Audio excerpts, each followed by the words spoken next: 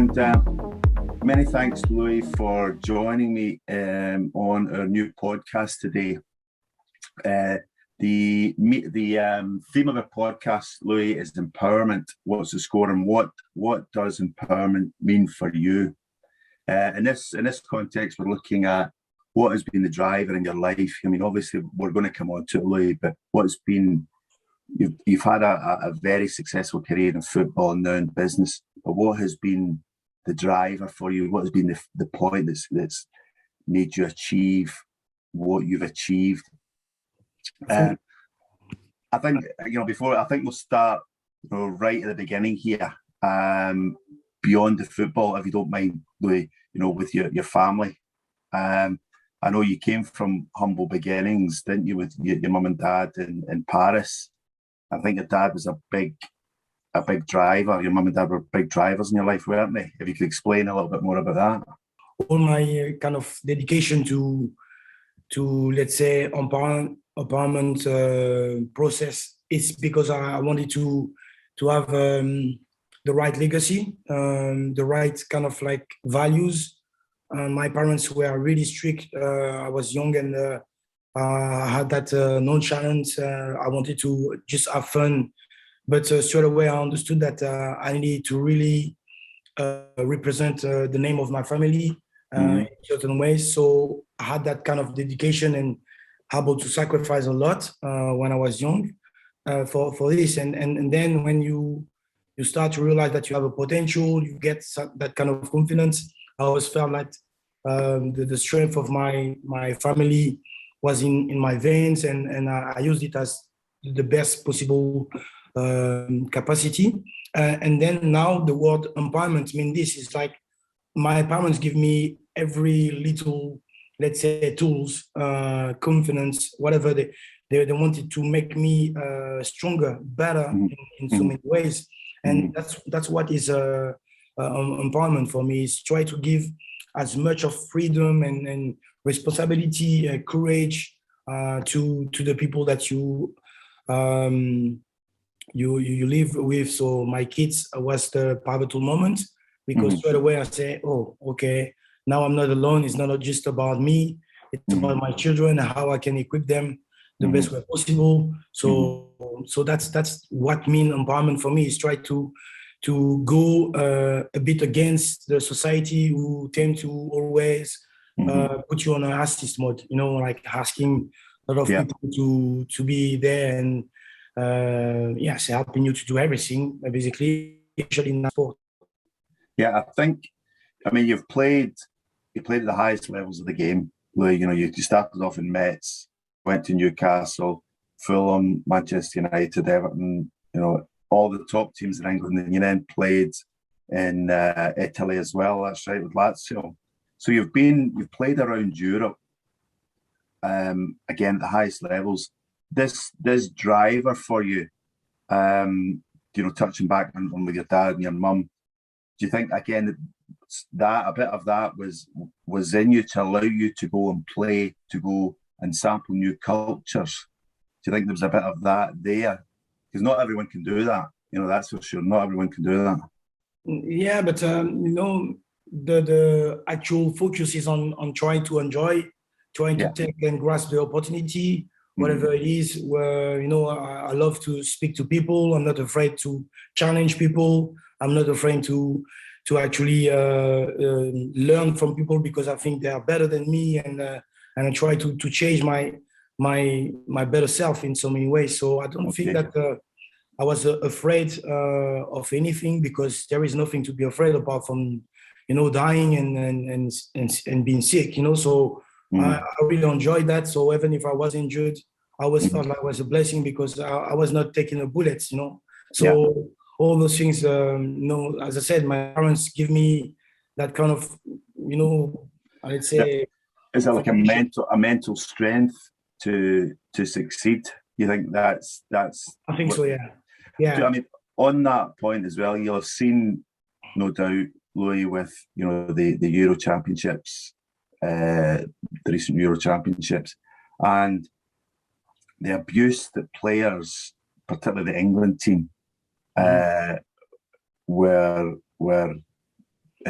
given, particularly the black players. I mean, this is something that's always been around in football and sport. Were you ever subjected to that? And is this again, one of the drivers you wanted to overcome this? Again, when you look at the situation, the sport in itself, football in itself, represents the society, and straight away I had exposure into that because I was in the neighborhood of Paris, and I get controlled by the police like 6-7 times a day. So you get used to it in so many ways. But then when they would simply target you because of your color. Oh yes, that's obvious. Right. I was like kind of like starting to come back to my hometown and driving. I would say like a nice car, but not like I was not driving a Ferrari. But still, it was not normal.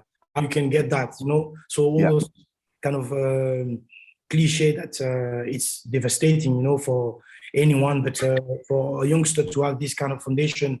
That's not right. But straight away, when you get to the sport environment and you start to be successful, this disappears a little bit. People start to tag you with an explanation. Let's say, "Oh, okay, if you're successful, it's because you play football."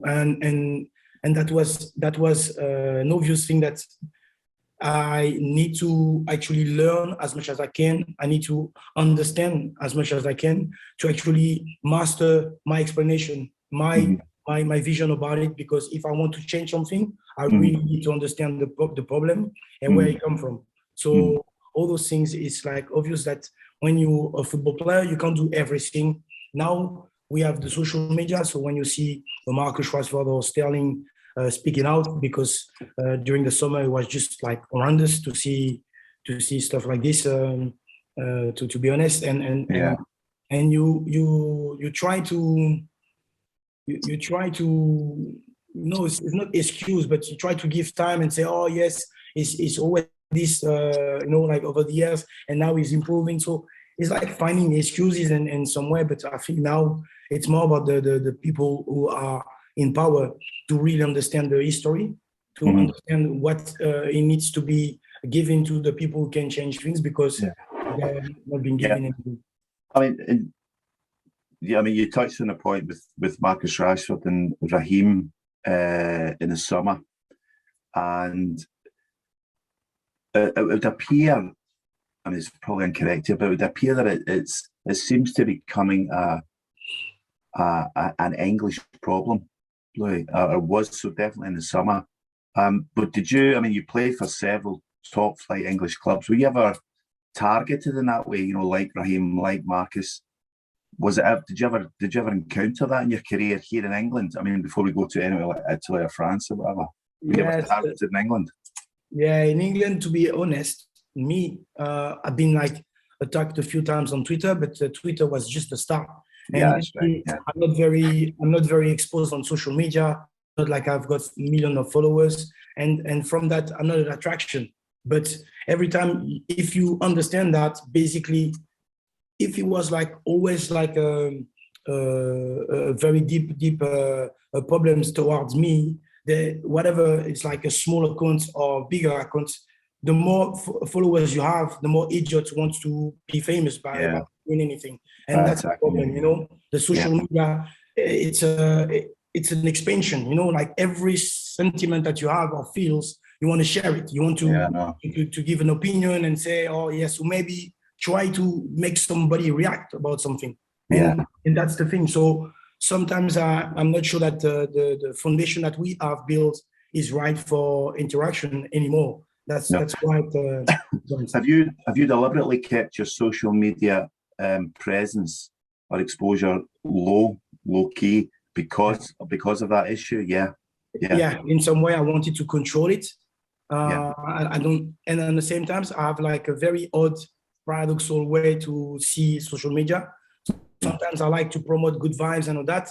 And for example, I lost somebody dear to me in the last 2 weeks or something like this, and I couldn't express it because I don't want to share something in a way that is someone dying and you're gonna share it, like you're gonna get pity likes and stuff like this. I just hate that. You know, it just doesn't work for me.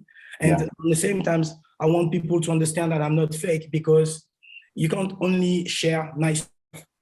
So if you want to really know somebody, so that's why it's very paradoxal, and I don't know sometimes how to use it correctly. But social media was not that big at the time, and because of that, I didn't know how to control. I like to control my brain, let's say. I didn't feel comfortable because it's such a tool that it can go viral and can damage you mentally. I mean, talking about the mental side of it, and now going back to your football career, you had to have a certain mindset, a certain individual mindset to be able to achieve what you've achieved. Can you give us a little insight into that? And you have to be very single-minded, don't you? Nothing can stop you here. Again, on the track of empowerment, has this been part of it? This single-minded drive to succeed, and did you have any issues with that in your playing career? Whether it be here in England or France or Italy or whatever. Can you add a little bit to that?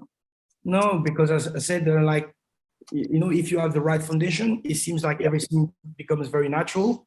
I didn't, maybe at the start of my career, because I was like very nonchalant and I wanted to have fun, and I was a very big competitor.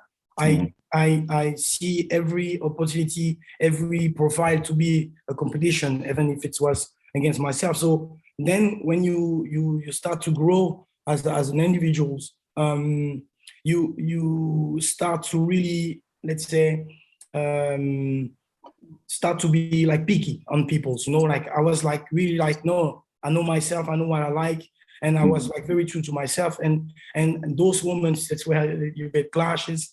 And in some way, it's beneficial because you learn. Every time that you have a conflict or a bad situation, you learn. So I was like always encouraged to do that and to challenge people. And from that, I think it was the perfect foundation. If you do maybe that in other industry, you may struggle because you need to be a bit more diplomatic, because otherwise you don't go up. But when you have quality, when you have, like, let's say, talent, you get away with things, in some ways. So that was like a different mindset in a way that I just like express myself, and the more I'm stay who I am, the better, because I'm an individual and in this job.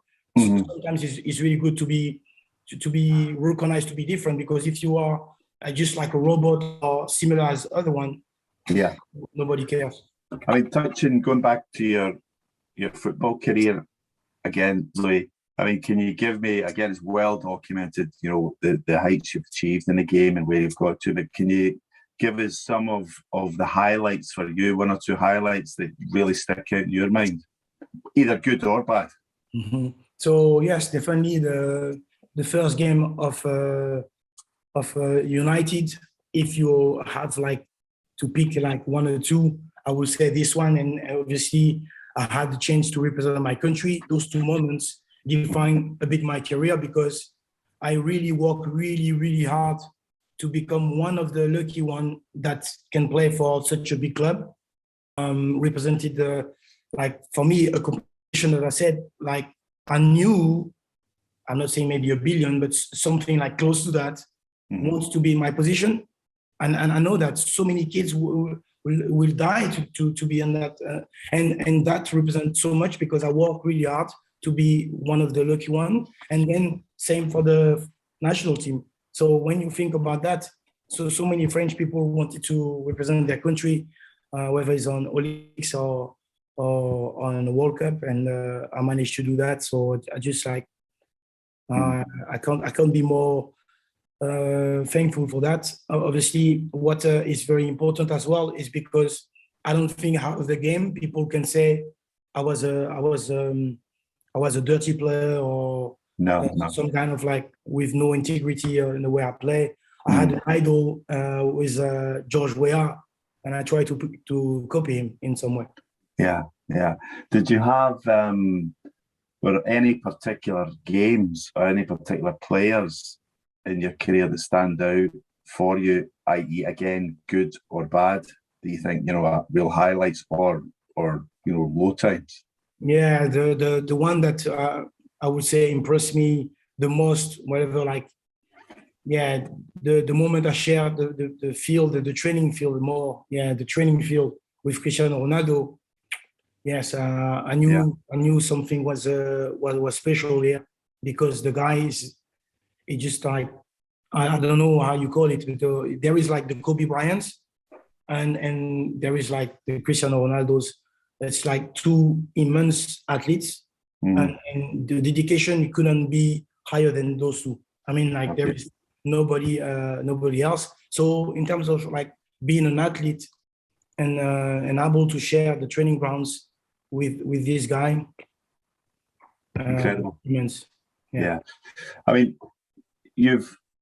we hear the stories about players at the end of their career, Louis, and particularly here in England, of what actually happens to them and the slide they take in life. But you have, again, through the drivers in your life, you've actually become a successful businessman now, and you've set up this AxisStars. Can you tell us a little bit more about this? Yeah, I straight away when I finished my career, I realized that during my career it was quite hard to get the right people around. If you have this exposure, so that it would have been natural to get the best service providers, and it wasn't the case. So I say, okay, there is like other people with a similar profile than mine were struggling as well. I heard so many stories, and I could see myself like being like able to address this in some way, because I had that drive and not afraid to sacrifice a lot for that. So we built an environment that allowed pro athletes and entertainers to connect directly with service providers that we have like vetted by a committee. Why? It's because to make sure that we're creating simple indicators, simple navigation to have access to those product or opportunities or actually information. Having the right information and having the right connection with people make you, let's say, successful or financially secure, because you are making the right choice because of the support you have. So we created a support network where we want to change the mentality and bring the empowerment to another level. I think, correct me if I'm wrong here as well, Louis, I think you've written a book as well. Is it called Thinking Outside the Box? Is that right? Yes, yeah. Yeah. Can you tell me a little bit more about that? It's actually the start of my story with the entrepreneurship process, because this was a guide. It's not, I didn't write it as an autobiography. It was something that I wanted to help the younger generation to understand the let's say, needs, the understanding that you need to anticipate the actual journey that you will face, because nobody is you. Nobody has an experience of dealing with you. No one can understand that. But so we need to collect the information and make sure people can anticipate a little bit more, because everyone around you, even if it's your family, sometimes tend to protect you or trying to be nice because they know your value now. So they're not as strong as they should sometimes to tell you the truth. When you are doing silly stuff, it's really hard for them. So I wanted, as a mentor, to actually give them something to actually understand. And it becomes AxisStars now, because we digitally transform that book in some way to make it modern, because nobody books as much as we want. It's more about like using an app, social media, having things when you want it very quickly. So we had to adapt, and this is what we've done. Yeah, I mean, I think you're touching on your family there, Louis. I think you've got a young family, and is there any budding football player in there that you can see in your kids? Yeah. But my second one, who loves the football, obviously is a different generation. They love as much football on the field than the PlayStation. That's the problem. That's true. Yeah, mine's the same. Yeah, so sometimes that's a little fight on that. But yes, it's always an opportunity to actually try to help, try to empower. I'm not saying I put in pressure on him at all. I don't want that. I want him to actually make his own choices and bring the challenge to his mentality. Because yes, if you are not really prepared mentally, whatever dreams you have is gonna be difficult, even with the best support. So I think it's coming full circle again, isn't it? From your dad and your mum through to you, and you've now brought it round to. Yeah, the funny story, it's like my grandfather who just passed away. He used to kick my dad because he was playing football. He used to kick him? Yes, he won't allow him to play football, so it was like really a crazy story because I became a professional footballer years after. Yeah. So that's crazy. And now everyone in the family love football, but you have to understand this is like what it's beautiful about having a family, and this is those moments where I love the story of my family because of that. The power, the dedication, the sacrifice, and then you, let's say, bring the rewards in some ways where these names I think has got a good tag on it. Yeah, no, it's as well as a career, but it's an interesting life story about a family, and it's coming full circle again. It's nicely, and I think your experiences as an individual, as a football player, I think you're passing these on to your family and your kids. Yeah, that's great. That's the only thing we are here for now. I enjoy my life. I had a great career, but now everything I do, I'm telling you, really, everything I do is for my children and the one, let's say, the generation after. So if I've got grandkids at one day, it's try to build that. That's the only thing we really need to focus on. I enjoy my life through them. Nothing else. Yeah, I'm sorry to hear about your granddad, but I'm sure he's looking down thinking, yeah, the boy's doing okay. He's doing okay. Yeah. Well, Louis, it was an absolute pleasure to listen to you and hear you speak today about your life and your football career and your family. You can find out more about Louis' business if you go on to www.AxisStars.com. Louis, again, thanks very much. It was a real pleasure, and I hope I get the chance to speak to you again shortly. Thanks very much. Thanks for joining us on Empowerment What's the Score. Don't forget to subscribe to our channel to never miss an episode.